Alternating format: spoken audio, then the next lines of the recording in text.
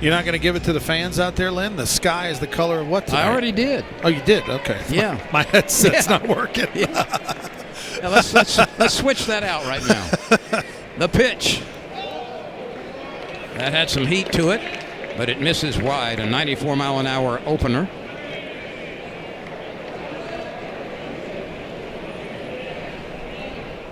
The outfield pretty deep, mostly straight away, maybe a step or two to the other side. Lambden is the best hitter. He comes in with a .357 average. He's a sophomore. He started all 16 games prior to this one. 20 base hits. Most of them have been singles. His only non-single was a double among those 15 hits. Or excuse me, 20 hits. And he's driven in 4 at the top of the order. Now, fastball from William Schmidt, 95 miles an hour here in the first inning. He split the plate right down the middle and missed with the ball. But that heater's pretty good right now. And that's all he's thrown to this point. Hendrickson, who's next, is hitting .321. And between Lambden and Hendrickson, they are the only pair at 300 or better. There are a couple of hitters in this lineup batting less than 100 and one that's batting .211. Xavier certainly coming in with some numbers offensively that have not been great. Schmidt breaking ball right now, a little bit up the last couple of throws. Was just enough to keep him off balance, and then that fastball has been really good. 95 on the hands. Pearson, Stanfield, and Brown in the outfield from left to right. Reeves holds down third base. Milam next to him at shortstop. Dickinson is the other middle infielder, and Jones at first base. Schmidt and Hernandez form the LSU battery. That was supposed to be a bender. It stays high and tight. How about that last strikeout by William Schmidt to Jake Lambden was Xavier's 195th strikeout on the year. That's 100 more than LSU. And so obviously Xavier comes in with a 7-9 record. They played a tremendously tough schedule, arguably the toughest schedule in America to this point. And then they'll go down this weekend, play a 3-game series against Tulane after this one. But how many strikeouts did you say? 195 punch-outs. So that's for Xavier through 16 games. That's 11 games. or 12 a game. Hit sharply past the diving Stephen Milam. That is cut off in left center field. And a base hit by Hendrickson, a rope through the left side. Boy, that ball came off the bat as fast as it came in. It was a 95. And he's a guy who can run a little bit. 4 for 5 on stolen bases this year. Here's Connor Mish, batting .260. This will be a play for Jake Brown, it appears. Stanfield is also there. It's Brown, the right fielder, who makes the catch for out number 2. Got to battle the sunshine in that part of the field still. Well, LSU right now still, even though SEC play is a week away, still trying to figure out that outfield lineup. A lot of options for Jay Johnson. A lot of guys that are playing well right now. Tonight, Jake Brown gets the start in right field, and Curiel will DH. He'll get a chance to sit instead of playing defensively. Landon Minsick is at the plate. Hendrickson draws a throw.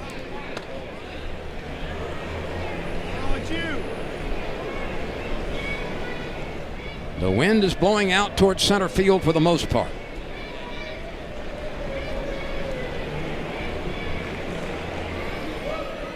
The outfield backs up a few steps and is straight away.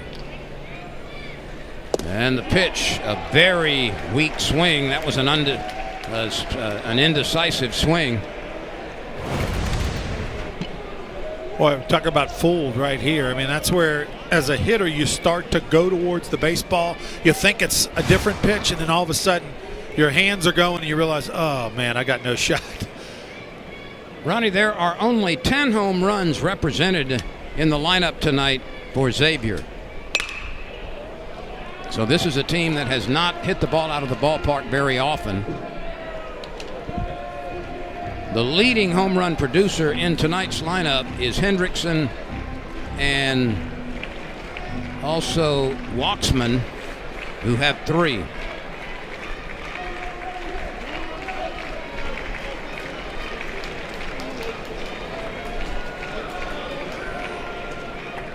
That was ruled a ball. The pitch clock expired. They haven't put it on the scoreboard yet. And the pitch popped up. This is playable on the left side. Milam retreating, and Milam makes the catch in the base path for the final out. So a one-out single by Hendrickson, but he is stranded, and the LSU Tigers are coming to the plate for the first. Welcome back, everyone. This is a power-laden lineup. Derek Curiel at the top, the freshman having a tremendous rookie year. Jared Jones follows at first base. Daniel Dickinson, the second baseman. Josh Pearson is the cleanup hitter in left field. Stephen Milam, who's on an 11-game hitting streak, is the shortstop. Jake Brown is next in right field. Luis Hernandez gets the start behind the plate. Tanner Reeves is starting at the hot corner tonight, and Chris Stanfield is batting ninth and playing center field. Curiel, by the way, with a .588 on-base percentage, and there are only 4 players in the SEC who have done better than that. Ronnie, of course, we've got a lot of baseball to be played, but right now, Derek Curiel is doing his best imitation of Todd Walker. Yeah, he's been outstanding. He'll be facing a freshman right-hander tonight, Jack Deteen, who was the #1 pitcher out of the state of Wisconsin last year, a top 200 recruit in America, and a guy who just has gotten off to a rough start to his career. He's got a big arm, 6'2", right? He will see it in the low 90s. He's just got to keep the ball in the ballpark. Out of the 10-11 hits he's given up this year, 4 of them have left the yard. But he's going to figure it out eventually. He's too talented. The Tigers just hope it's not tonight. Curiel batting a whopping .421. He has started every game as a freshman. 1 homer, 1 triple, 5 doubles, and 15 driven in. And he is equally good at any spot you put him in the lineup. Well, he came in with a lot of hype, and he's lived up to those expectations. That doesn't always happen. You know, sometimes those talented special players with all the ink and the attention, it takes a little while, sometimes maybe even a year before they kind of figure it out. It was not the case for Curiel. He was great in the fall, and he's been great in the spring. LSU has 2 400 hitters in the lineup. They are the first 2 in the order, Curiel and Jones. And following that, they've got 1, 2, 3, 4, 5 more 300 hitters, and one is at 397. And then a 270 and a 296. So this is a lineup with no weak spots.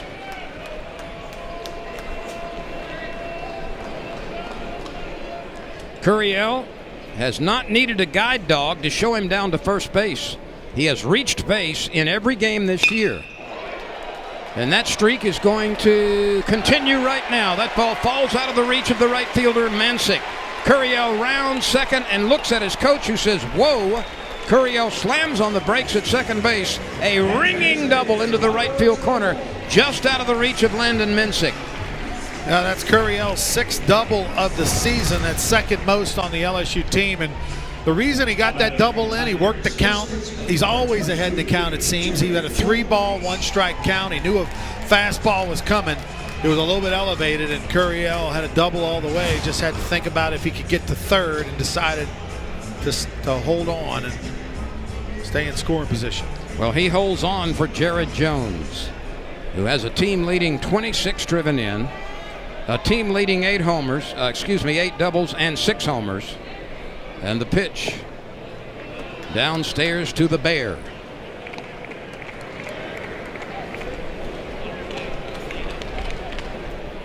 Jones is the leading hitter on this team at .429. He also is the leading hit producer with 27.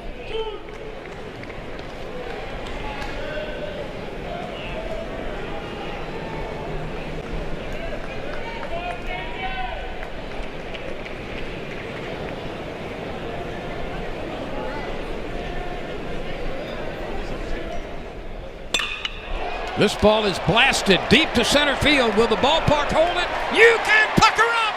Park drive, and Jared Jones right now is the Triple Crown leader for the Tigers.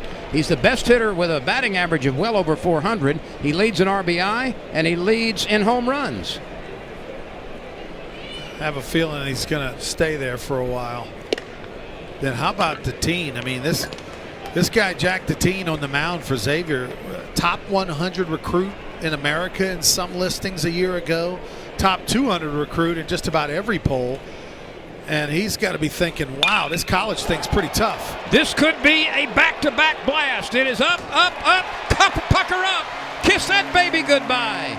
Daniel Dickinson, for the 6th time, rips one out of the ballpark. Back-to-back blasts by Joe. 6th home run of the year. Dickinson got a fastball at the letters and turned it around. So back-to-back hammer shots by Jones and Dickinson. Ronnie, they left their brands on those two baseballs. Jones and Dickinson just flat out swatted it. I don't know if, and this is not an exaggeration, and other than the -5 era of the late 90s, the gorilla ball era where the barrel was, twice the size basically of what it is now, I don't know if there's been 3 balls hit harder in a row. Could be. I mean, those balls were all barreled up on the button, smashed. Josh Pearson better at least follow with an extra base hit, or he's going to catch it in the dugout. That's right. The senior from West Monroe ties into one and laces it foul off the net on the right side. He hit that ball so hard it almost went through the net. It was hit that hard.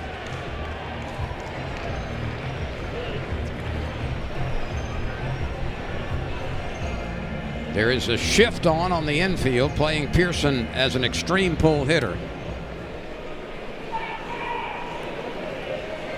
Hits it sharply and bangs the 4th base hit in a row to open the game for the Tigers.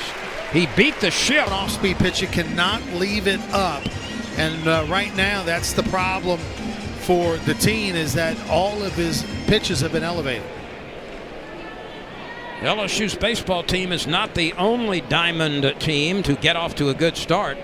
The LSU softball team is leading Louisiana at the end of 2 innings. It's 8-0 LSU. Wow, that's a shocker. One of the, definitely the biggest college softball rivalry in this state, the Raging Cajuns and Tigers. Stephen Milam brings an 11-game hitting streak to the plate.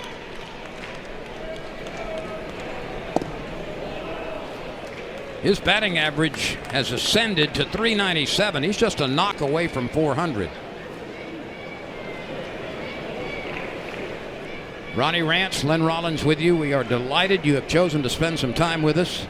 It's not too late to call a few buddies and tell them the game's on the SEC ESPN network. Milam out of Las Cruces, New Mexico. His freshman campaign was stellar.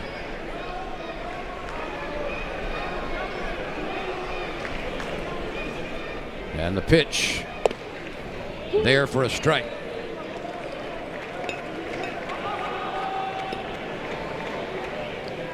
Jack Deteen has yielded 4 consecutive hits. And right now the bullpen just starting to get busy for Xavier. The pitch. That's tight to Milam, and he's aboard. So 5 Tigers have come to the plate. 5 Tigers have reached base. 3 have scored. Still nobody out. And we'll have a conference as Jack Deteen is having a difficult time in the 1st inning. Yeah, Doug Willie, the pitching coach, is going to go out and talk to Deteen, and he's what do you tell him? Other than you just want to try to give him a pep talk, but more of a break right there, just a mental break. There's the bullpen. Now it's going to take a minute for that's Michael Murphy warming up. Yeah, I mean, he's just now starting to throw. So, I mean, regardless of what happens here, the team's probably facing at least 2 more hitters, no matter what happens. That may have been John Wiley. Will check it.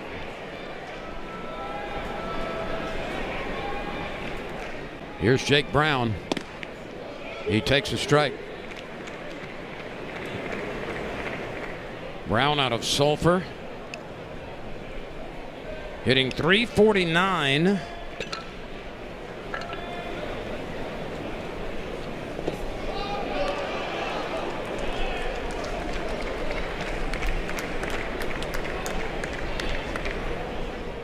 John Wiley is warming up.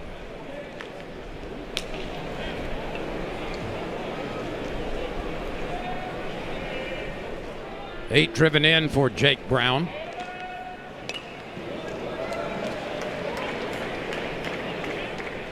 This is the 14th start for Brown.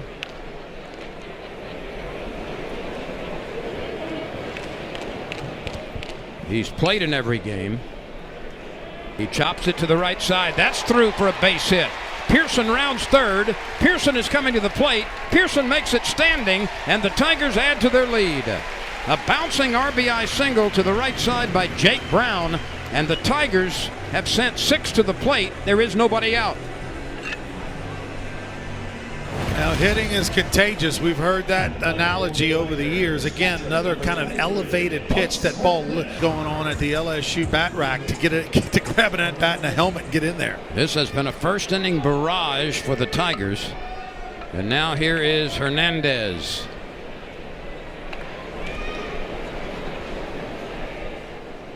He's first pitch swinging. Luis participated in the Puerto Rico Baseball Academy. Hitting .270. He's homered once. He's driven in 4. He's got runners on the corners with nobody out.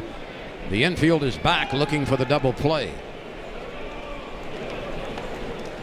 It's been a 4-0 start for the Tigers. Curiel doubled to right. Jones homered over the center field wall. Dickinson did likewise. Pearson had a single. Milam walked, and an RBI base hit by Brown.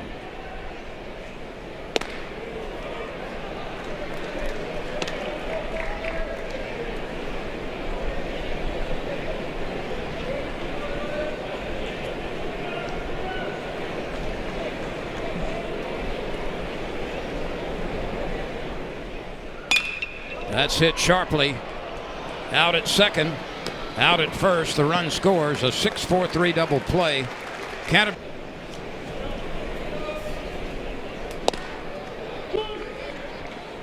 Tanner Reeves getting the start today at third base.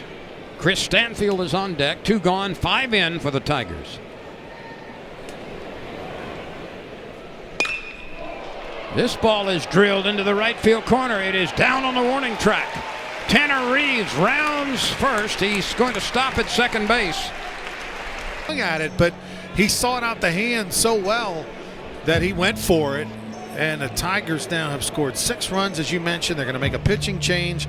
What a long day. They're freshman from Ironton, Ohio, a 6'2", 170-pounder. He's given up 7 hits in 4 innings. This is his 5th appearance, with a 15+ ERA, and he's walked 5. That's been a problem too. He has struck out 3. Now Xavier on a long road trip. This is their 17th game of the season. 3-game series this weekend against the Green Wave. So you'll probably see a number of different arms tonight, and a lot of young arms will get an opportunity to pitch here at the box. That's not really a good thing against this lineup right now that is red hot.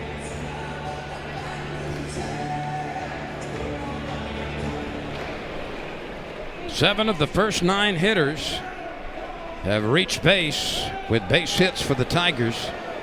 If you've just joined us, Curiel doubled, Jones homered, Dickinson homered, Pearson singled, Milam walked, Brown singled in a run, a double play ball, a double off the bat of Reeves, an RBI single from Stanfield.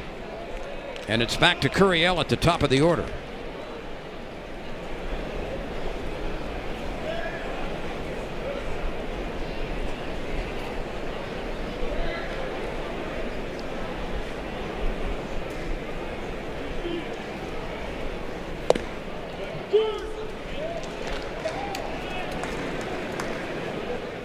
Curiel, a Californian. His average is .431 as he stands at the plate.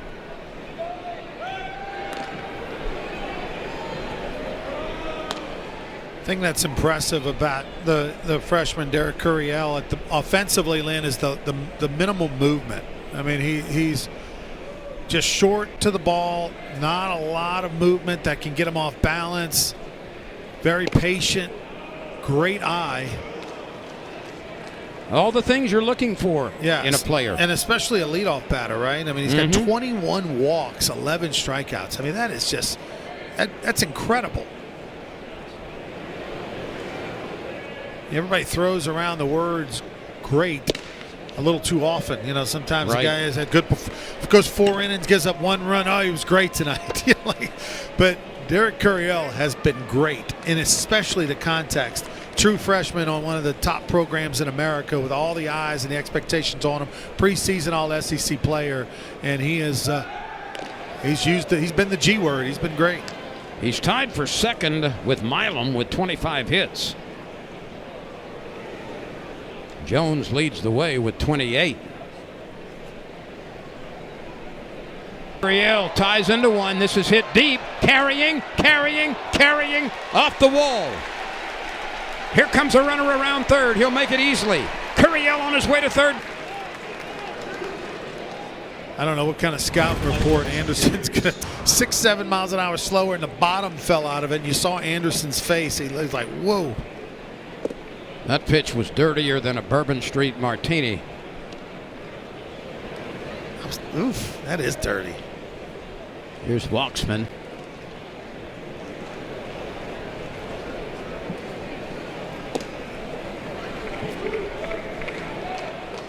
Two balls, no strikes. LSU off to a 7-0 lead.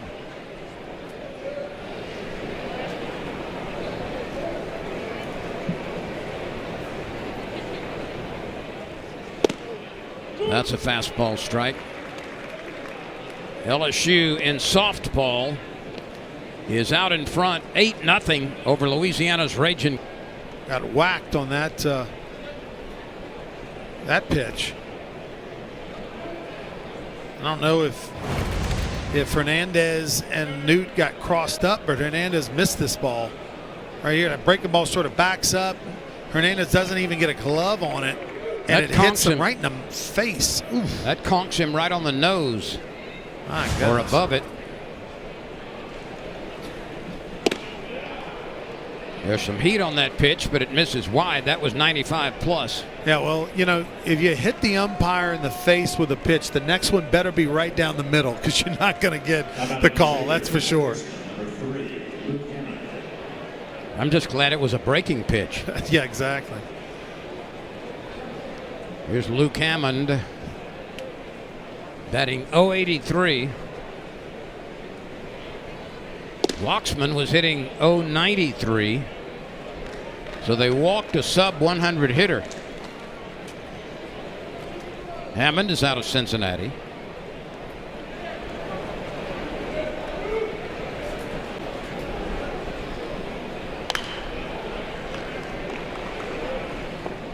Seven nothing LSU.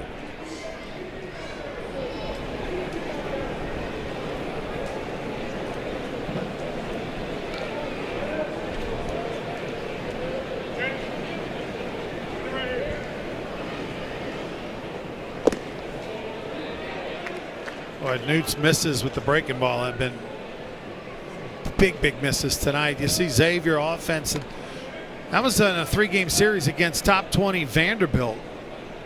Only 8 hits and 4 runs in 3 games to go along with 42 punch-outs. Commodores had their way with Xavier 25-4. They outscored them. Hammond tried to load up on that. And that lead foot did not stay square with the pitch. A short lead at first base. And Newt's delivery skips in. That hit well in front of the plate. So a wild pitch will move Walksman to second base with 1 out. You might get a mound visit after this batter if he reaches base. Newt, I don't know if that ball just kind of stuck in his fingers or what, but that's about a 3-foot miss.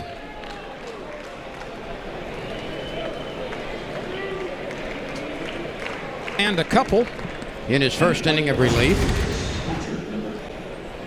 Ball a little bit elevated up in the zone, but Xavier hitters know that the heat's coming, and Luke Hammond tried to get the foot down quicker and couldn't. Here's Jason Jellick from Chapel Hill, North Carolina.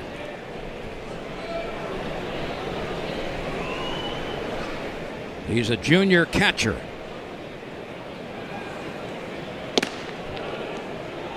Two and 0. Jellick's been the starting catcher for 12 of the 16 games that Xavier has played prior to tonight.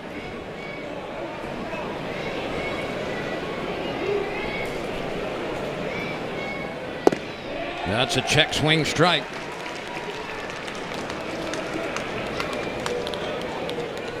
You ever heard of Wake Technical Community College? I have not. That's where Jason Jellick played prior to Xavier.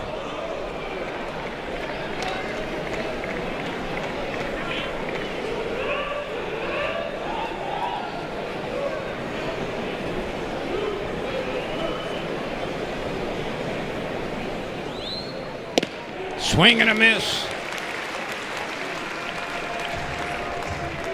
Now Newt's got the good heater. You know, he can run it up there 94, 95. Just got to get ahead in the count. But you can tell it plays well. Even behind in the count 3-1, he's able to blow it by the hitter. And he just misses on the payoff delivery, and that extends the inning. A pair of strikeouts and a pair of walks.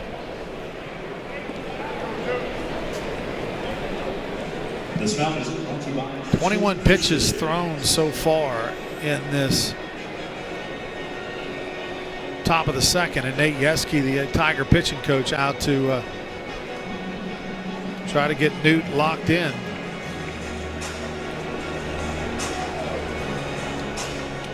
SEC play is just a few days away.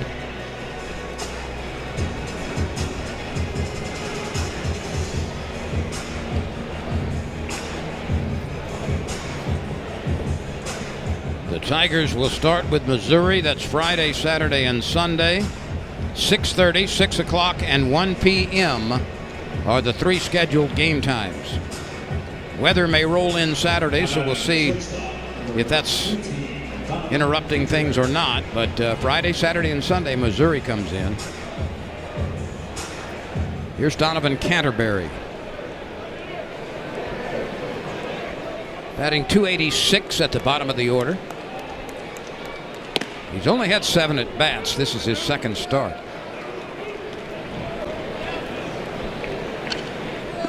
Ball 1.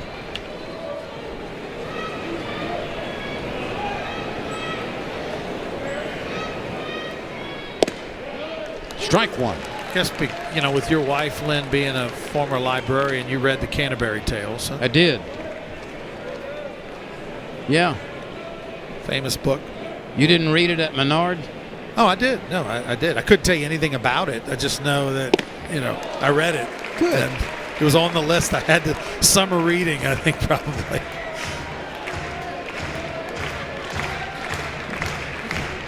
We didn't have AI back then. You know, to get you had to get that little yellow summary book, you know, try to figure it out. Right. 600 pages condensed into 6. That's right. Lots of Cliff Notes.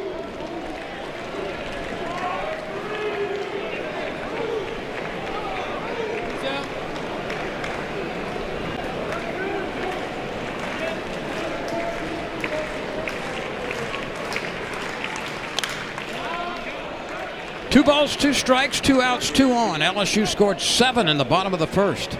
Tigers do have Connor Benj up in the bullpen, and it's a big pitch here, big at bat for Newt. You know, he's a guy. I think LSU thought after the last performance or two, making a move to really, you know, to be one of the counted on guys, maybe in that bullpen, and maybe move up the pecking order a little bit. Between a couple of walks. And we move forward to make a deep run in postseason. But it will all start to become a lot more meaningful this weekend as Missouri comes into town to open SEC play. We will show you all the matchups coming up this weekend as we progress throughout this game. Here's Jared Jones. He's batting for the second time already. And he hit one over the center field wall last time, his 7th home run of the year. LSU bagged 8 base hits in the first inning, and Ronnie, as you mentioned, they were all stung. There you see the home run leaders for the Tigers this year. Jones and Dickinson with a little competition going on for the team lead. Milam right there, monster with 4. But the big, most important thing about it is all 3 of those guys, talking about Milam and Jones and Dickinson, they're all batting over 370. I mean, that's a couple of them throw him out. This. Ooh. That's debatable. I think they're going to challenge this. I think he's safe. That first angle we showed you, I believe, indicated that he beat the throw. I do think he's safe after seeing those 2 replays. I feel like he tagged him in the belly or the chest. And that's a big 6'5" fella reaching out there. I think his hand gets to the bag before the tag touches his body.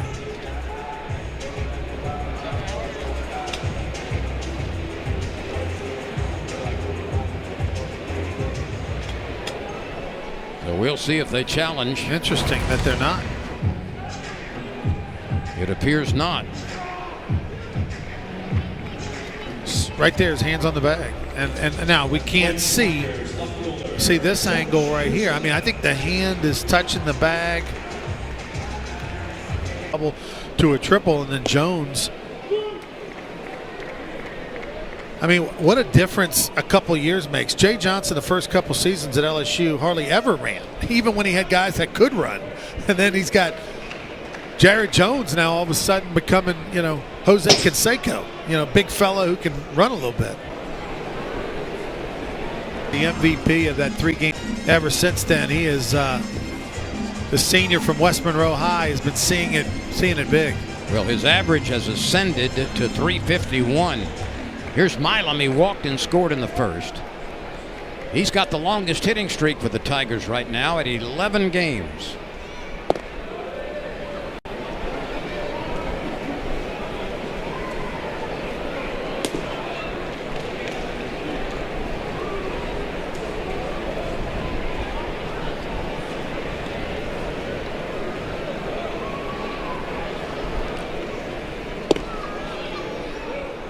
That's tight. It's 2-0.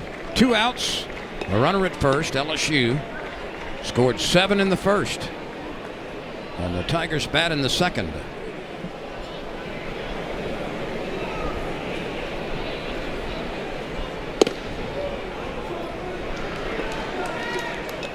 Three and 0 to Milam.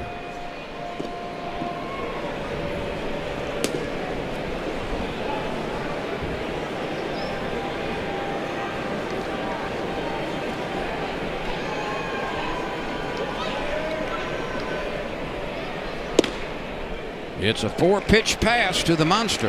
Now, how about another guy we mentioned so much, Jared Jones, having more walks than strikeouts? How about Milam? That's his 9th walk of the season, Lynn. Only 2 punch-outs. Right.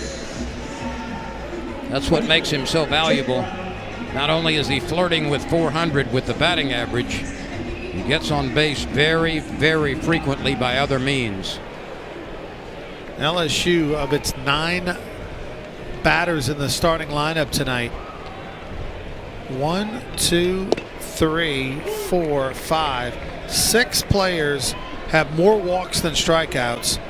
1, Chris Stanfield, has equal amounts walks to strikeouts, and only 2 have more strikeouts than walks. That is something you will not see very often. 1 ball, 1 strike to Jake Brown. Jake delivered an RBI single in his last at bat. Tigers bat in the second. 2 outs, 2 on. 7-0 LSU.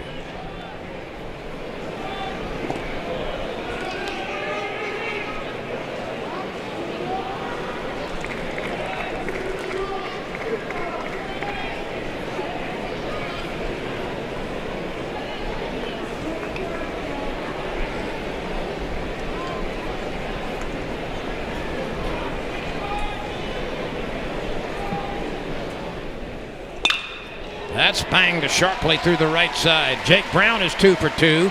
Can he get an RBI? Here's the throw. Not in time. Josh Pearson scores from second base. Jake Brown has his second RBI single of the game, and the Tigers add to their lead. It's 8-0. LSU now with 11 hits, and we're only in the bottom of the second. LSU reminding the Musketeers what SEC baseball is all about. Here's Tanner Reeves. He banged a double last time. First pitch swinging. He bounces it down to Lambden, and there's the third out of the inning.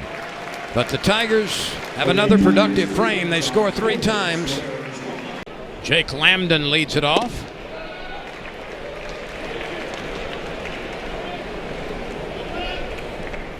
Newt back for his second inning of relief. This is Lambden's second at bat. He struck out against Schmidt to open the game. Let's see who calls this. Jones takes over, and Jones squeezes it for out number 1.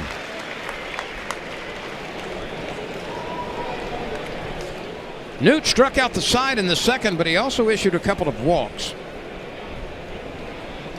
Yeah, that's how you like it as a pitcher. You know, after you had a long inning, things were a little bumpy for Newt last. They didn't get that leadoff batter.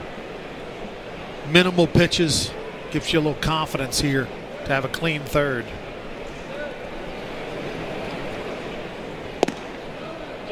Newt fires a strike to Hendrickson.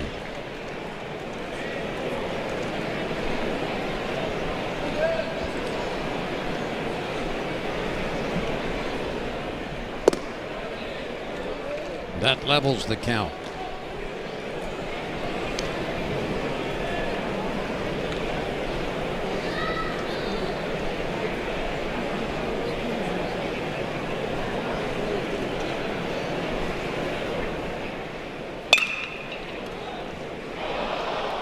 Reeves cannot come up with it. He appeared ready to pluck it and then whiffed. Yeah, that's just kind of lifted the tailgate a little bit. Maybe got caught a little flat-footed playing back. Probably should have stepped forward and came and got the hop right before. I mean, he kind of just waited back on his heels. You always want to be moving forward if you're an infielder, going towards the baseball. So Hendrickson is aboard on the error. And here's Connor Mish, who flied to right last time.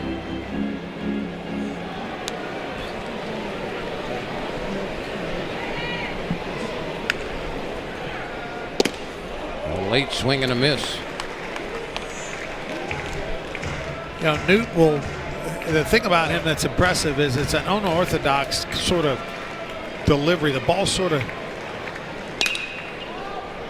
His style of delivery is very I don't know, I don't want to say nonchalant, but it's very easy motion. The ball sort of comes out of his armpit, but he releases all the pitches from the same slot. So that sinker that he throws, that 88-mile-an-hour sinker right there, that changeup sinker, looks like the fastball out of the hand, but the difference is it's 8 miles an hour slower with downward movement.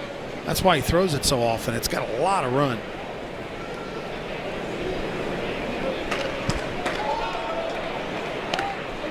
That bears in and hits the batter.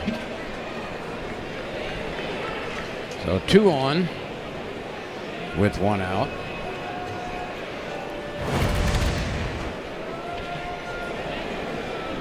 Watch Mish's elbow. Yikes. Easy to stick that elbow right in there when you got that pad on, huh? You wouldn't be doing that if it was 94 on the bone. No, you wouldn't. Here's Mensick, who popped up the shortstop last time. Newt works in the good fastball on the inner part of the plate. Connor Ware is tossing in the LSU bullpen. He'll be the next hurler.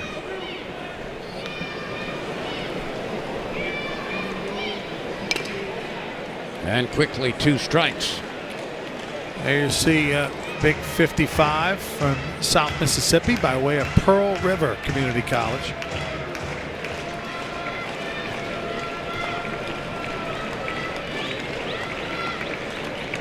Both Tiger teams are winning big tonight. The softball team leads 13-0. In the catch is Mensick. That's his 4th strikeout. This is probably the best pitch of the night by Newt, right on the outside corner. 94, perfect location.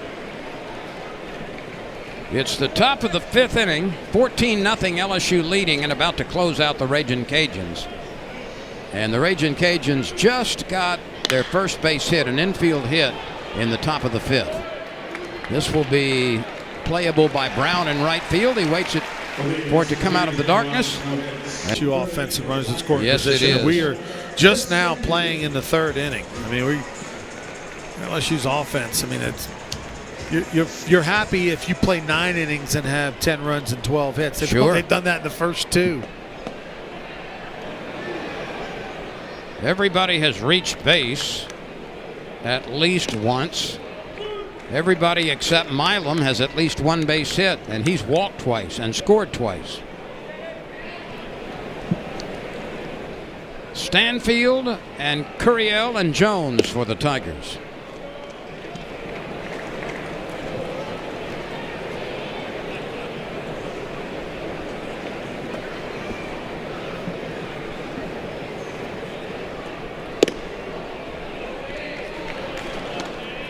John Wiley came on in the 2nd inning.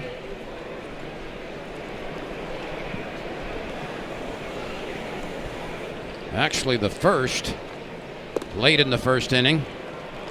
He pitched the 2nd. And he's back here for the 3rd. Stanfield out of Tallahassee, Florida, by way of Auburn. Ball 4. LSU has had buku base runners. 1, 2, 3, 4, 5, 6, 7, 8, 9, 10, 11, 12, 13, 14, 15 base runners already. You hate to be the Tiger to make out tonight. You know, you want to keep the chain going, keep the momentum. Well, speaking of momentum, how about this guy? A pair of doubles, an RBI, a run scored. Derek Curiel.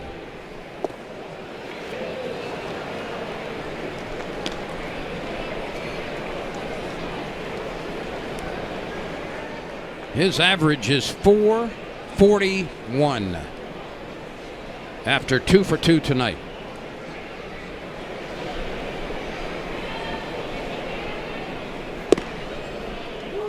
Curiel hit .385 last week when the Tigers had 5 consecutive wins. He is the only player for LSU that has reached base in every game this year.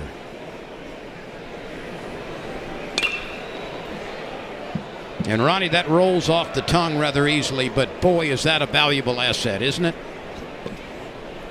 It is exactly what you want, that table setter at the top of the lineup.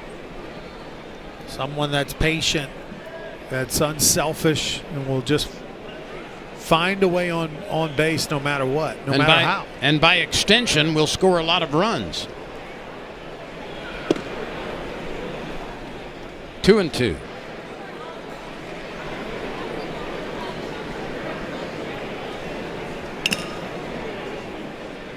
Curiel represents the top of the order. Jones and Dickinson will follow.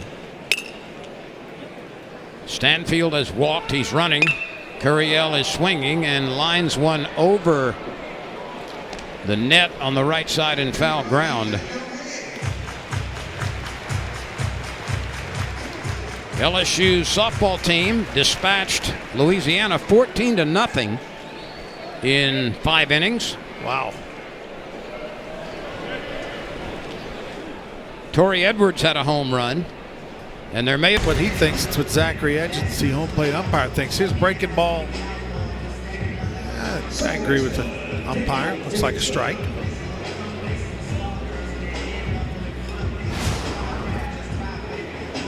Here's Dickinson. He had a home run in the first and struck out last time.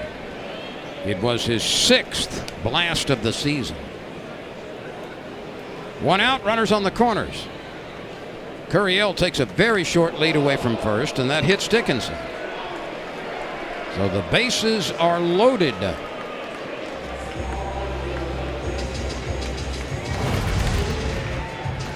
Well, after the big strikeout to Jones, you think, okay, maybe John Wiley's settling in a little bit with a little confidence. And the very first pitch, tries to throw a breaking ball in the outside corner and it slipped out of his hands and hit Dickinson in the back.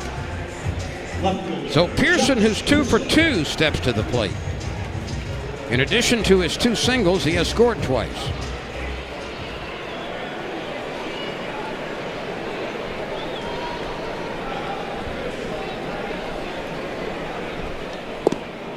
Oh, he took a big swing that time. He almost came off the ground with that swing. Now he's been in fuego, as we mentioned, over the last about 10, 11 days. And he had a big grand slam over the weekend on Sunday. That's the first one of the year, isn't it? I think so. Oh, that got him. So he'll pick up an RBI on the hit by pitch.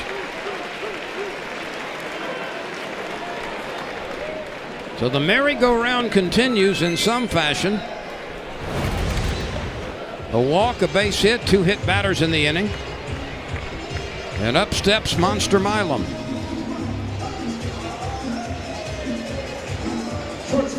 I think Pearson wanted to stay there and bat, don't you? Well, he was right on top of the plate, which is what a lot of LSU hitters do. And he turned his upper shoulders, didn't move his feet, which that's how Jay Johnson teaches it. See, that's why LSU always gets a lot of hit by pitches. You see Milam as well, a guy not far from the white line. Ball 1 to Milam. He has walked twice and scored twice. He is the only Tiger without a base hit. LSU has 13 of them.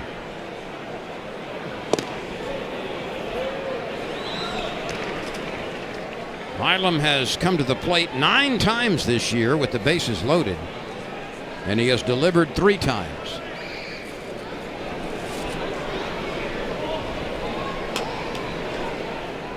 The 2-0 pitch. Milam yanks it foul. That's a screaming liner and a souvenir in the right field bleachers, or down the first base side. Look at all the different colors Milam has going right there. He's got the yellow thumb protector, the pink and orange batting gloves, the pink sleeve, and then for good measure, the highlighter pink ankle protector guard to go along with the purple and gold uni. I mean, he's that's pretty much the whole color spectrum. I mean, that's the whole box of crayons, right? Yeah.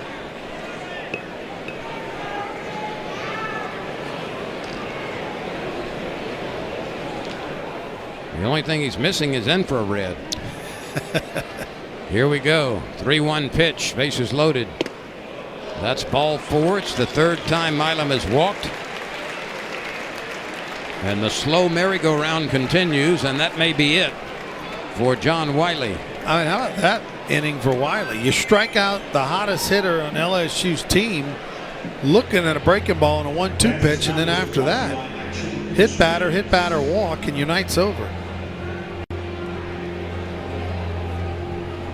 So we will take a pitching change timeout right here. LSU scored 7 in the first, 3 in the second. It's got a pair here in the third, still batting with only 1 out.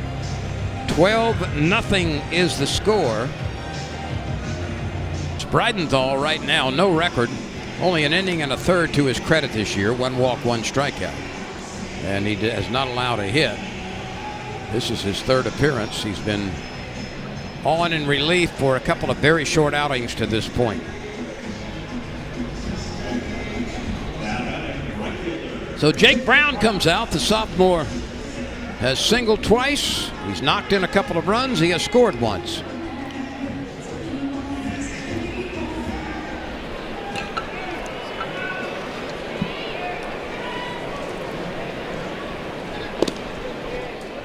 Breidenthal inherits the bases loaded.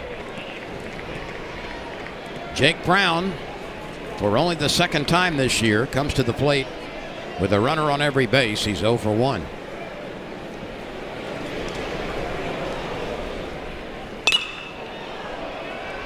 This is out of play.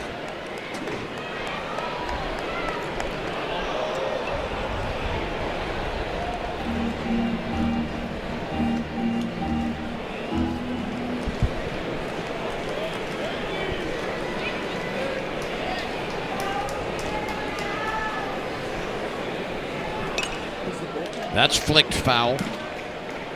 A program reminder, LSU baseball against Missouri on Friday at 6:30, Saturday at 6, Sunday at 1. We'll have the action for you right here on the SEC ESPN network. So that statistic we put up, Jake Brown batting Usual, don't you? I sure do. He was a pitcher before he converted. Well, one of the all-time great LSU hitters, Blake Dean, was supposed to be a two-way guy. You know, he came to LSU out of high school and was expected to be a pitcher and did not. And obviously instead became one of the probably top 5 best left-handed hitters LSU's ever had. And of course the biggest name. He clicked on it, it was gone. A 4-run swing. The Tigers have matched their first inning total of 7. Grins all around in the dugout as Tanner Reeves hits a line drive into the right field bleachers with a teammate on every base. Stanfield. An RBI single and a walk and a run scored.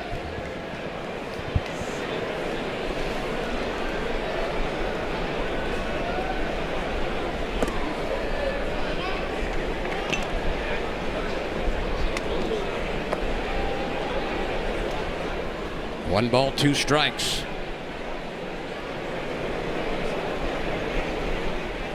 LSU hitters have played whack-a-mole with everything that Xavier has thrown.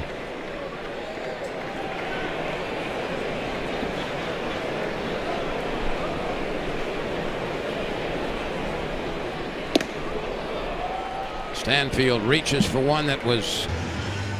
LSU has gone to the bullpen for the second time as Connor Ware replaces Jaden Newt. William Schmidt got the start. He worked the first inning. Newt worked the next 2, and now it's Connor Ware. This is his 4th appearance. He's got a record of 1-0, an ERA of 6. He has walked 4 in 9 innings. He has struck out 13. Now, Connor Ware has been good. He had one kind of sort of bad outing, and other than that, he's been good this year. Had a very good fall and off season. And I think as the season goes on, he's a guy that will factor in more and more, particularly because of him being left-handed. I think he's going to get more and more opportunities, and can throw in various different roles. Whether one-inning reliever, can start, can go a little bit longer. Very versatile guy out of Pearl River Community College in southern Mississippi. By the way, I know some of you are bound to be asking, is the run rule in effect tonight? The answer is affirmative. Yeah, but you got to play 7 innings. You do. For the 10-run rule. Doesn't matter the score. You have to play 7 innings. And you see right there, that fastball, 95 miles an hour by Ware. We haven't seen that this year because most of the times he's been a starter or has been asked to go a number of innings. He came out guns blazing on that first pitch.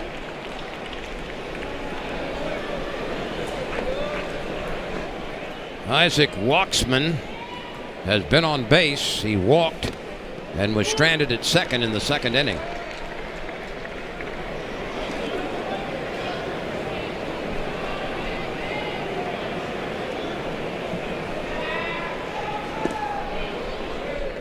Two balls, 2 strikes. Top of the 4th action coming your way from Alex Box Stadium, Skip Bertman Field. The final non-conference game of the season before the SEC schedule starts.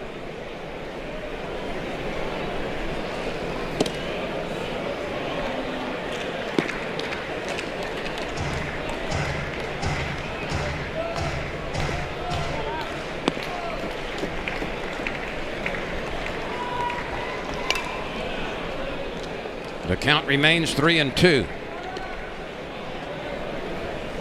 6'5" lefty counterwear, who only threw 17 innings last year, so he's a fresh arm. And lost him right there. You don't want to see that when you're up 17-0, walking the leadoff batter. That's the second time that Walksman has walked. And it will bring Luke Hammond to the plate. Newt struck him out in the second. Cade Arambidi is behind the plate now. So Arambidi has replaced Hernandez.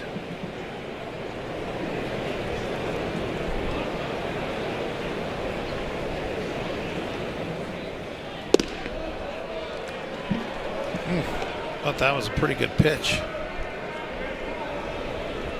Michael Braswell has replaced Tanner Reeves at third base. That's what happens when you hit a grand slam. Yeah, I was kind of thinking that, like, Coach, don't take me out, baby. I'm getting hot. Well, Tanner Reeves has moved to second base. Okay, there he is. About to say, like, you can't take a guy out after he just went double grand slam. They have this inning. They took advantage of it. That's going to be ruled a double in the gap in left center field. Scoring Walksman, pushing Hammond to third. Jellick is at second base. So the conversation is a brief one. Nobody out. Runners at second and third. LSU's infield will, I'm sure, play deep, concede a run for an out. Donovan Canterbury.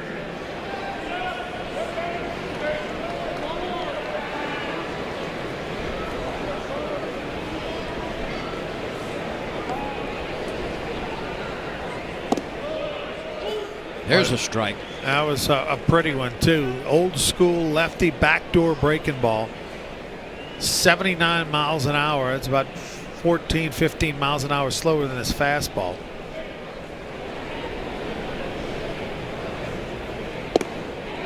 And pulled the string. So curveball, changeup. Donovan Canterbury trying to solve it. He's down in the count. 2 strikes. Newt fanned him in the first, or make it the second inning, his first at bat. The pitch goes back to the fastball and misses.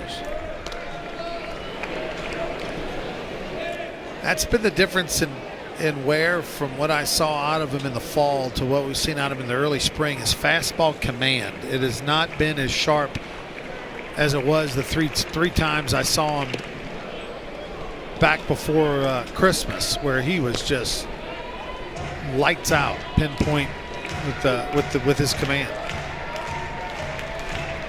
Maverick Rizzi is warming up for the Tigers. The 2-2 pitch fouled away. There's the big freshman, Rizzi from Massachusetts, 6'9".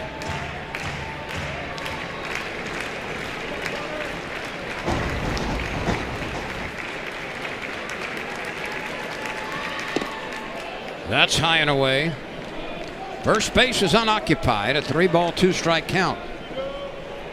Surprised by the 2-2 pitch. You know, at 17-1. 2-2 off speed.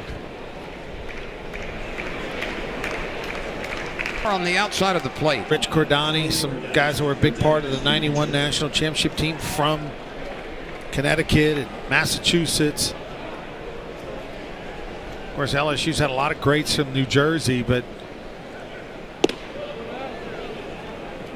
Rizzi might be in line to be one of those guys we talk about in the future if the prospect develops. Clay Burdett is batting for Hendrickson. So it's Burdett with his first at bat. That looked like a slider.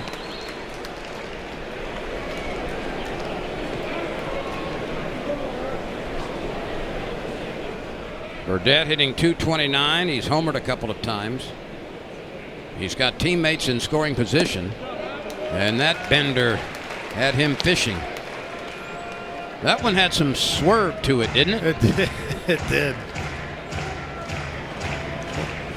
It's got a lot of swerve coming out of that big 6'9" arm. The 1-2 pitch. That's the fastball. It was recorded at 97.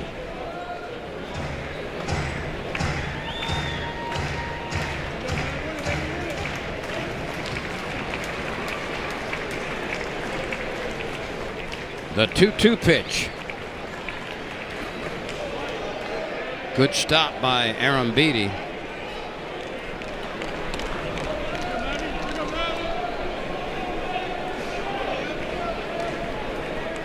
And Rizzi is gone. 3 balls, 2 strikes, 2 outs.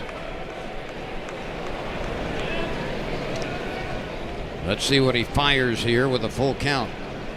Hopefully the 97-mile-an-hour fastball. That one was less than that. Popped up to the right side, and a retreating Reeves makes the play. Pretty impressive. You know, you got the 97-mile-an-hour. LSU sports production team on hand for you tonight. Thank you for joining us. We've still got plenty of baseball to go. Call a buddy or two and tell them the game is on. Crisp has gone to left field, and Burdette has gone to first base, and Ethan Fry has come to the plate for LSU. Fry out of Rose Pine, Louisiana. He reaches for one, sends a slow tapper. Third baseman's got it, fires, and Fry beats it out. Beat it out easily. Yeah, he runs extremely well. I thought that was going to be trouble with the big hop. And he's special. I mean, you know, look at this. He's 0-2, just puts it in play. That's what you want to see. Coach Bertman used to always talk about it. Just hit the ball on the ground somewhere, you know, when you get 2 strikes. And because Ethan Fry runs so well, he beat that out easily. This brings on Jared Jones. So Fry was batting for Curiel. He didn't do much tonight, Curiel. A couple of doubles and a single. A run batted in and 2 runs scored. Jones has homered out of sight over the center field wall. He has a bloop single, and he struck out looking last time. This might be his last at-bat of the game as well. LSU will have the luxury of emptying its bench as we inch our way toward the 7th inning. The 10-run rule is in effect.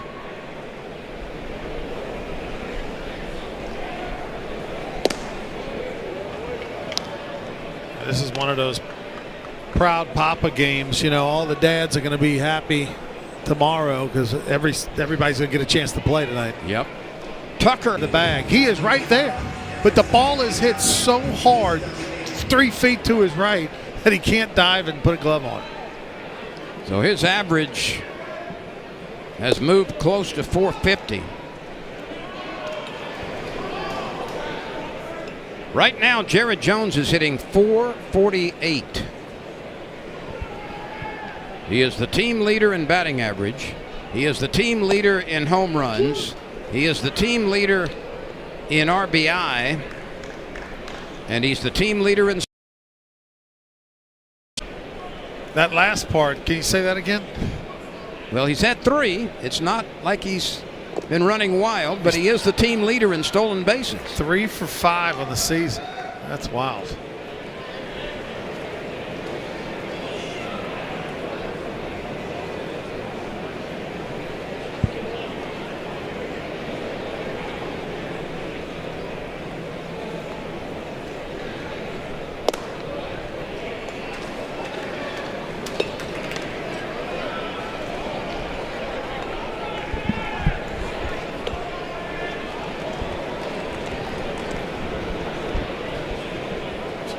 Michael Braswell out of the South Carolina transfer who surprised everybody last year at LSU. Had such a good year offensively, led the Tigers in batting average in SEC play.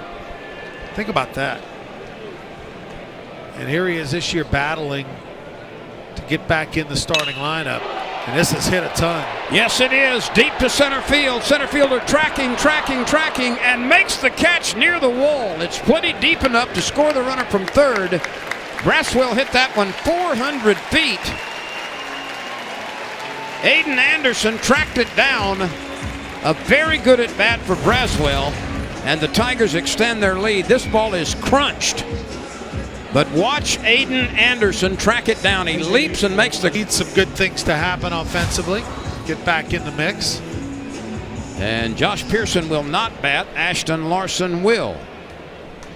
Pearson went 2 for 2 with 3 runs scored and an RBI. He was plunked with the bases loaded.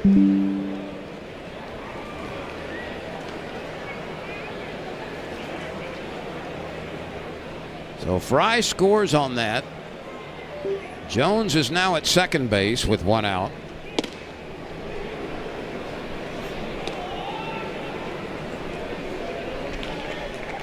Larson hitting .227. He has driven 1 over the wall this year, 7 driven in.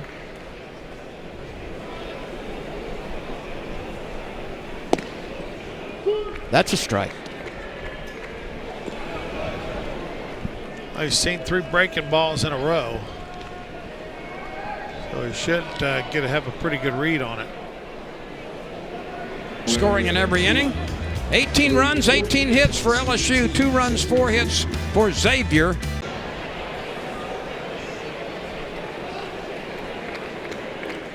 The Tigers have made some defensive changes.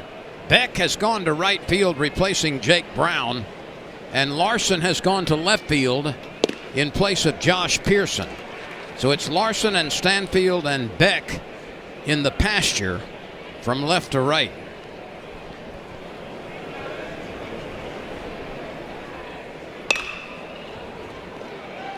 Jones plays it off his chest. He's got time to recover and make the out.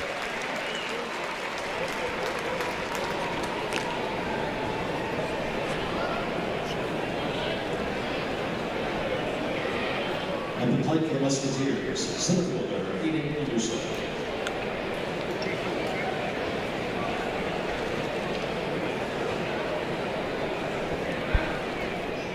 Here's Aiden Anderson.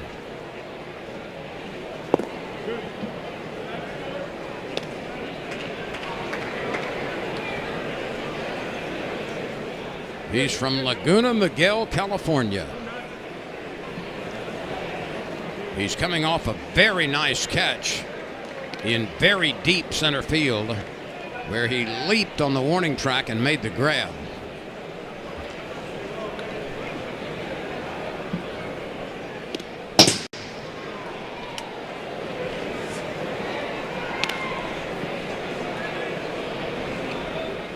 Rizzi runs the count to 3-0.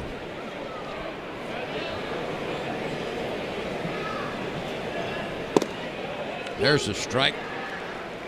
Aiden Anderson is hitting .203 with a couple of home runs. He's driven in 10.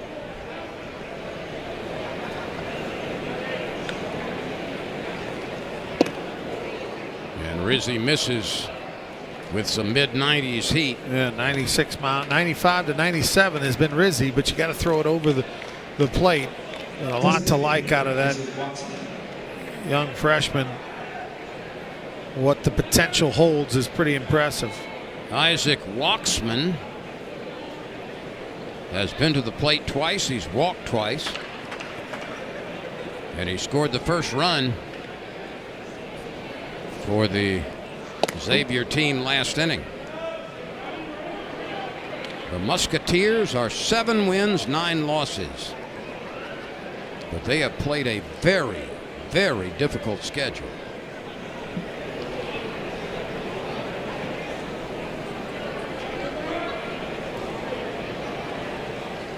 Waxman is from Centennial, Colorado.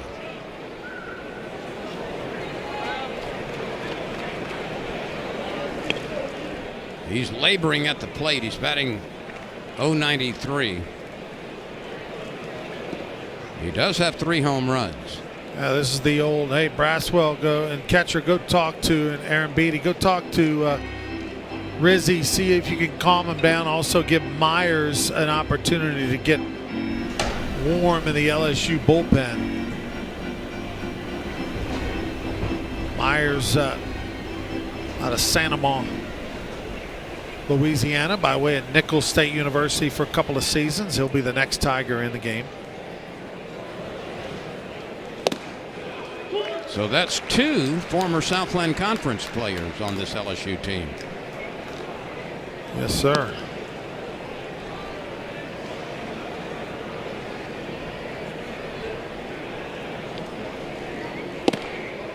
Rizzi throws it hard again, but he misses.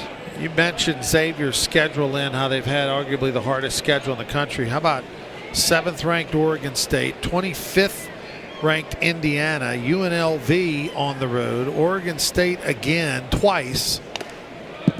They played Louisville, Liberty 3 times, Indiana another time, Stanford 3 times, 4 times, Tennessee, Vanderbilt thrice, and now LSU.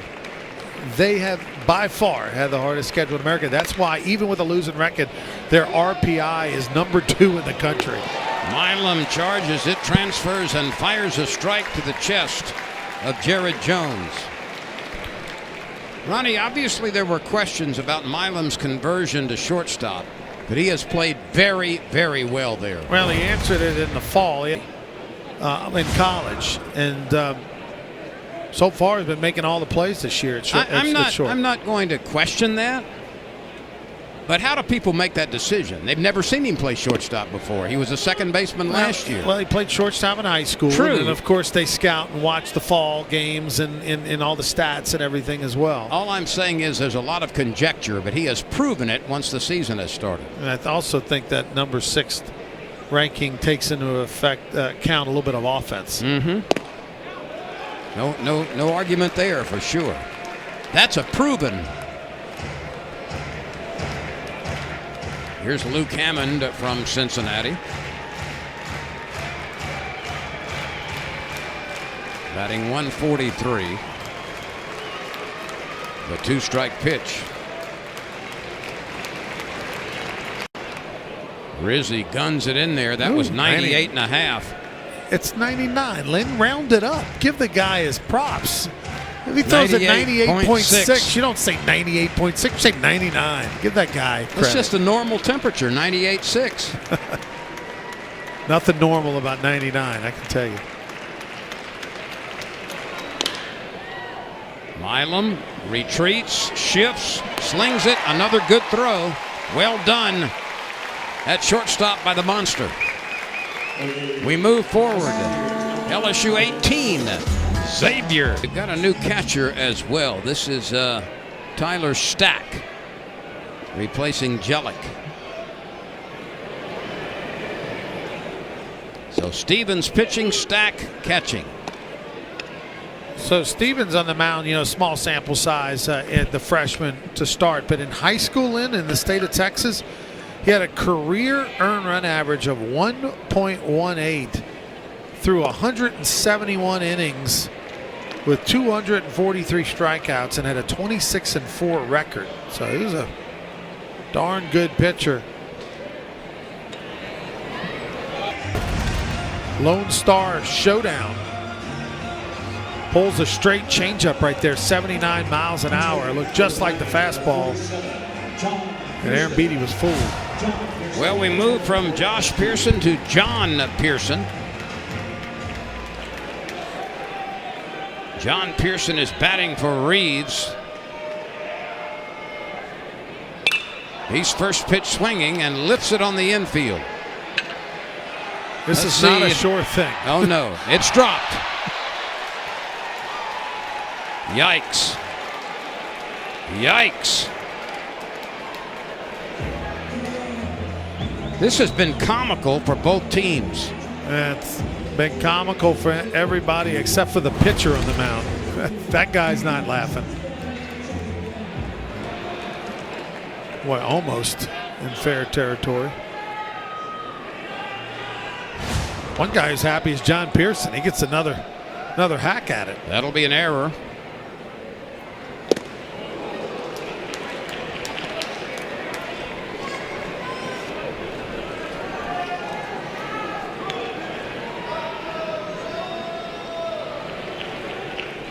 The 0-2 pitch.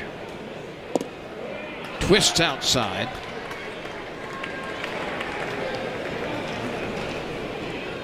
Pearson has homered once. He's driven in 5. Gotten off to a great start. Doesn't have a lot of at-bats, but he's hitting .500. 4 for 8 on the season with 2 walks and 1 strikeout. So 10 plate appearances. And now Myers. Now Jacob Myers, a guy who had a sensational All-American freshman year at Nichols, shocked everybody by sticking around Thibodeau. Everybody thought he'd go in the portal, get a big payday, go somewhere else. Stuck around Nichols. Here he is at LSU, and just just has to work on the command. Through 3 innings so far, 5 walks, and he's hit 2 batters. So he's got good stuff. And but if he wants to factor in the mix and be a part of that top 10, 11 LSU pitchers, he's going to have to command the strike zone just a little bit better. John Pearson is now playing third base.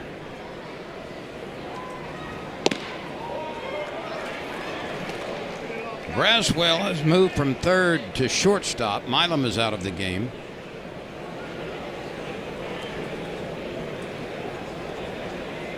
We'll see if there's any other changes. Looks like a new first baseman.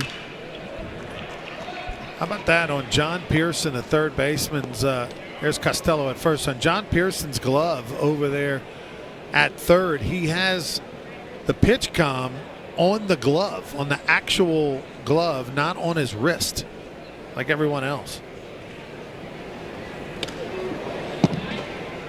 So Costello is at first base. Pearson is the third baseman. Braswell at shortstop.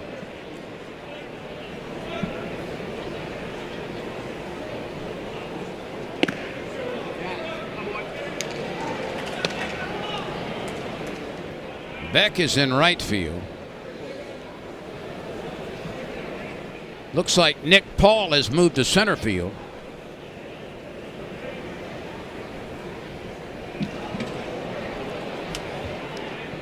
Larson is in left.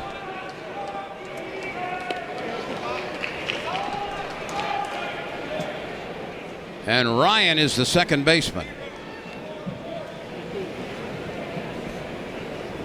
697 to 90. All of a sudden the hitters. Do you think are represented on this roster for Xavier? I mean, we've already had a Texas. I know they've had a lot of Ohio, Indianas. I'm going to guess 10. 16. Oh, wow. That's the transfer portal for you. A lot of schools are like that. That's 97. Nolan Tucker at the plate. That roster will go down to 34 next year. They're pretty much looks like. So right now LSU has used 17 pitchers. And Guidry has yet to throw, right? So when he comes back, that'll be 18. If the roster does go down to 34 next year, do you see that 18 pitcher roster right now be reduced to 14 or 15? Yeah, absolutely. Yeah, no question. So it would come from the pitchers category. Yeah, I mean, you probably are going to whack a little bit of everything, right? Because right now you're at 40. You got a little over 20 position players. Not going to carry 20 plus position players if you only have a 34-man roster. So you're probably going to be something like 19, 15, 18, 16, something like that. More position players than pitchers.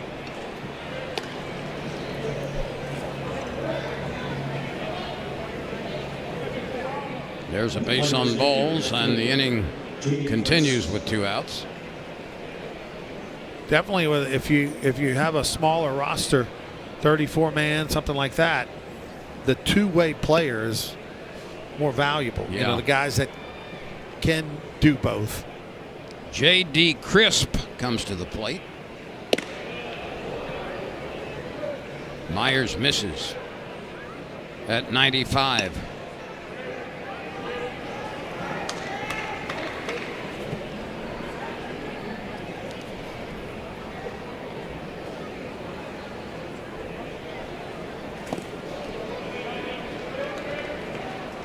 Two and 0. 2 outs, a runner at first. We play in the top of the 6th inning.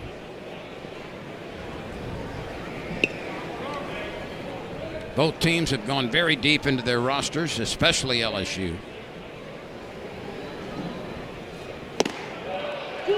That's a smacker at 96.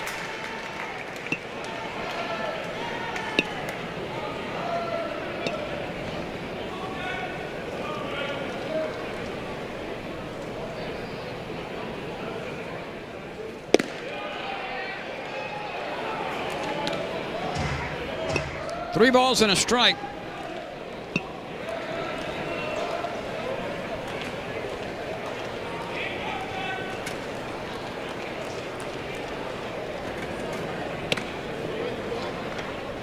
And there's ball 4. All of those pitches are in that 95, 96 range.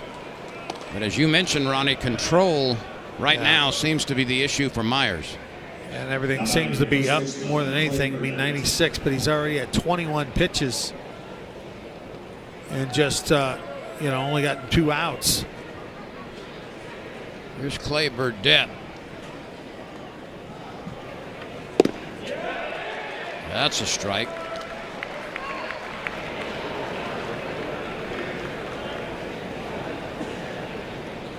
Myers is one of the hardest throwers on this LSU staff. Can he find the plate? That one was an off-speed pitch of some sort. Looked like it had a lot of movement to it as well.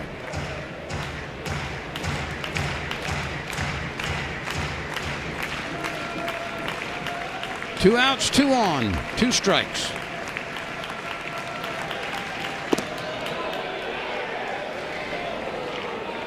One ball, 2 strikes on Clay Burdett.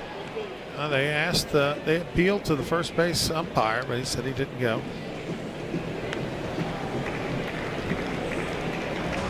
Expecting the off speed, got the stiff stuff.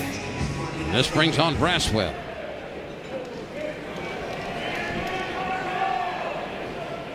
He is trying to get it going offensively. There's the changeup again for a strike.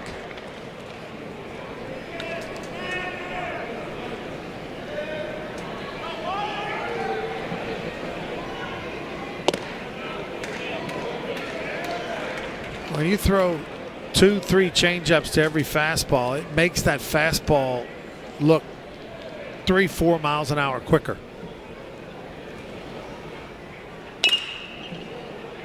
That time he had a little spinner on that one, a little breaking ball. So he's seen the changeup, fastball, curveball. Let's see what he throws here. Can he strike out 6 Tigers in a row? That would be something.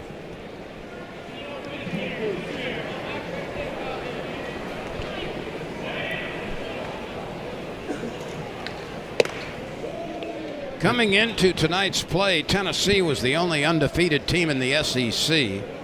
It had won its first 16 games. That's a program record, by the way. Georgia was 18-1, Alabama 16-1, LSU 16-1, Arkansas 15-1, Ole Miss 14-1, same for Oklahoma, Texas 13-1, Florida 15-2. Kentucky 12-2,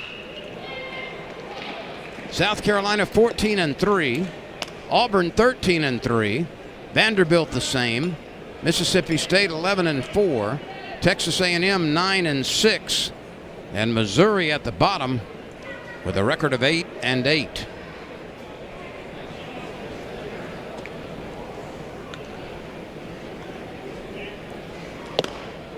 Most of those records have been played in the home ballparks of SEC teams and against, quite honestly, inferior competition.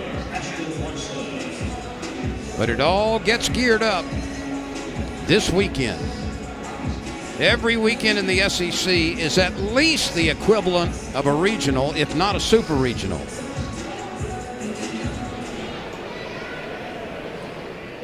Here's Larson. Ashton from Loveland Park, Kansas. First pitch swinging and dribbles it foul.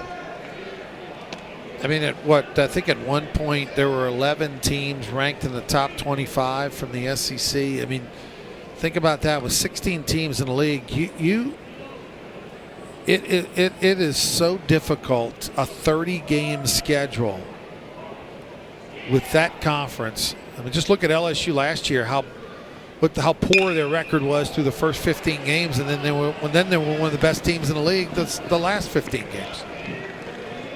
A 4-3 put out, and rolling to a huge lead early and still enjoying it, up by 16 in what will be the final half inning. Blaze Priester has gone behind the plate, so LSU has used 3 catchers tonight. Priester is the third, Hernandez was the first, Arambidi was the second. And Kason Evans, the freshman from Houston, will pitch the 7th for the Tigers. This is his 6th appearance already. He has not allowed an earned run. 9 innings, just 2 walks, 16 strikeouts. Yeah, he's been sensational. They're getting some work ahead of the weekend where he for sure will pitch once, maybe twice. And he's only allowed 3 hits.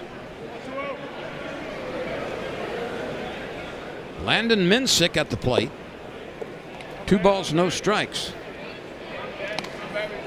He last pitched 6 days ago against North Dakota State. Went an inning, punched out 2, hit a batter. Ronnie, let's buzz through some other SEC scores. Georgia beat East Tennessee State 8-6. That's a final. Tennessee 4-2 over West Georgia. South Alabama knocked off Ole Miss tonight 14-5. Vanderbilt 12, Valparaiso nothing. Florida a winner over Florida State 7-2. Kentucky 9, Northern Illinois 2. That's a final. Texas A&M 14-0 over Prairie View. Arkansas beat Central Arkansas 9-2. Auburn 6, UT Martin 1. That's also a final.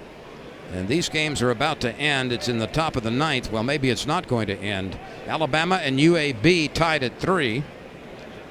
In the bottom of the 8th, Mississippi State leads Old Dominion 9-4. And Texas and UT Arlington in the bottom of the 7th. The left.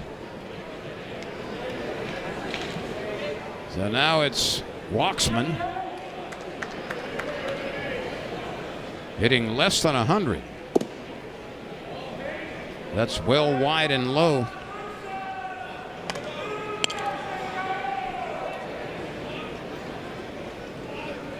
This will be the final half inning if LSU maintains its 10+ run lead.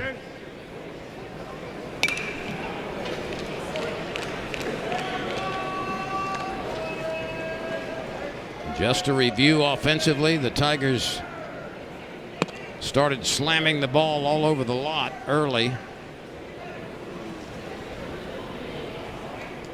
Curiel, before he left the game, had 2 doubles and a single and an RBI and scored twice. Jared Jones had 3 hits, including his 7th home run, a 2-run shot over the center field wall in the first. And he also had a pair of singles in addition to that round tripper. Dickinson had a home run. Pearson, Josh Pearson, had 3 base hits and scored 3 times and drove in 1. Jake Brown had 3 RBI singles. Tanner Reeves doubled in the first and hit a grand slam home run in the third. And Chris Stanfield had an RBI single in the first inning. Those were the heroes offensively for the Tigers. LSU with 18 hits tonight, Lynn. All those hits came in the first 4 innings. They haven't had a hit in the 5th or the 6th.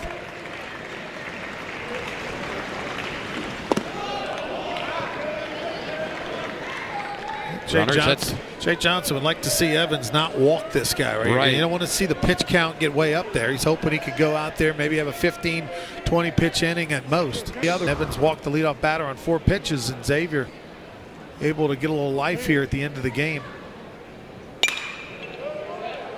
I'm not Xavier, actually, Lynn. I mean, you're trying to take some positives out of this game. If you're Xavier, they're going to fall to 7-10 after this, and they played the toughest schedule in the country. But the last 2 innings, like, they won, right? In the sense that they had a pitcher, freshman Stevens, go out there and be masterful, put 2 zeros on the board against LSU, and then you get a couple of runs. It makes yourself feel a little bit better, and to build momentum towards the weekend where they travel down to New Orleans and face Tulane for 3.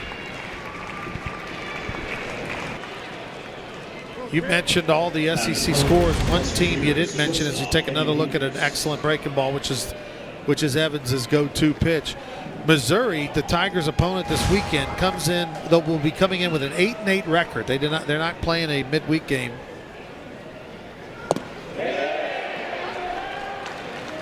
This week.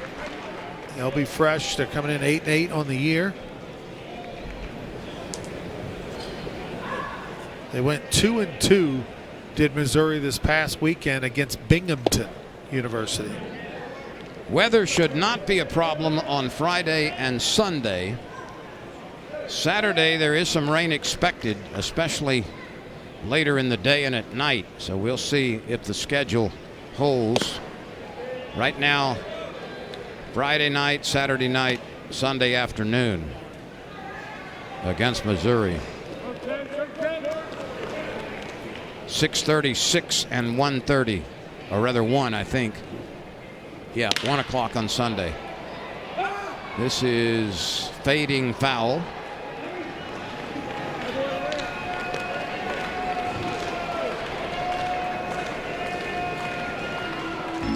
All 3 games in the LSU Missouri format will be headed your way right here on the SEC ESPN network.